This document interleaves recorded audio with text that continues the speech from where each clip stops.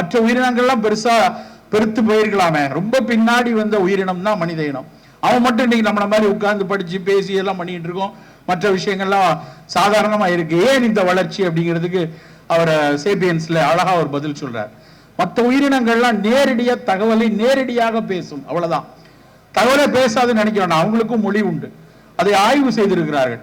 ஒரு மொத்தமா ஒரு குரங்கு கூட்டம் இருக்கிற இடத்துல கீழே ஒரு விலங்கு புலி வருதுன்னு நினைக்கிறேன், சிறுத்தையோ ஒரு புலி வரும்போது ஒரு குரங்கு அறைகூவல் விடுது, சிறுத்தை வருது அப்படிங்கிறத அதனுடைய மொழியில் சொல்வதை அப்படியே ரெக்கார்ட் பண்றாங்க.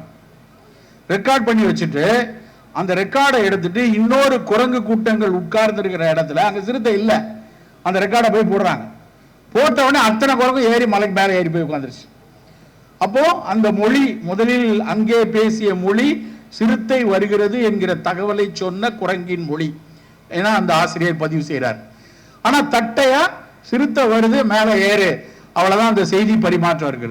இதே மனுஷன் என்ன செய்வான் அப்படின்னு அவர் எழுதுறார். மனிதன் மிகப்பெரிய அளவில் வளர்ந்ததற்கு காரணம் பகுத்தறிவோ இல்லை என்றால் ஏஞ்சல்ஸ் மார்க்ஸ் எல்லாம் சொல்லுவாங்க, முன் கை இரண்டு முன்னங்காலாக இருந்தது கைகளாக ஆனதுதான் மனிதனுடைய வளர்ச்சிக்கான ஒரு காரணம் என்று ஒரு கருத்தாக்கம் உண்டு. அவர் சேப்பியன்ஸ் என்ன யுவான் ஹராரி என்ன சொல்றாருன்னா, மனித இனத்தினுடைய வளர்ச்சிக்கு காரணம் காசிப்பிங் அப்படின்னு எழுதுறாரு. காசிப்பிங்னா சும்மா புறங்கூடி பேசிட்டு இருக்கிறது, கதை சொல்வது என்று எழுதுறாரு. எப்படின்னா குரங்கு சிறுத்தை வருது அப்படின்னு தகவல் சொல்லும். ஆனா மனிதனா இருந்தா என்ன சொல்லுவானா, சிறுத்தை அப்படியே லெப்டுக்கா போகும்போது அந்த பக்கம் ஒரு ஆடு இருந்துச்சு, அதை தாண்டி ஆத்துக்கு குறுக்க வரும்போது இந்த பக்கம் ஒரு ஆலமரம் இருந்து, இப்படி ஒரு கதையை சொல்லக்கூடிய ஆற்றல் மனிதனுக்கு இருந்தது.